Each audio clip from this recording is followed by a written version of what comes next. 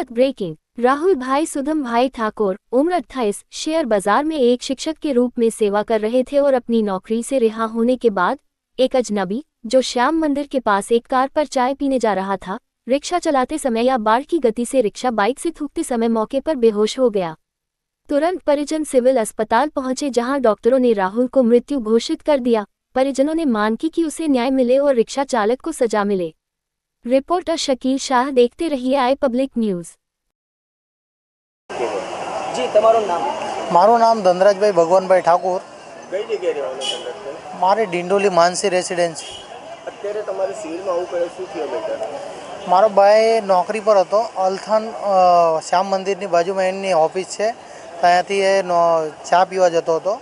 એ ગાડી પર જતો હતો, રિક્ષાવાળો આ ફાસ્ટ રિક્ષામાં આવ્યો અને એને ઠોકી દીધો, તો એ એકદમ બેભાન થઈ ગયો હતો। તો 108માં અજાણ્યા માણસે સિવિલ હોસ્પિટલે એને લઈ આવ્યા, પછી અમને કોલ આવ્યો। તમારા ભાઈની ઉંમર કેટલી છે? એમનું નામ શું છે?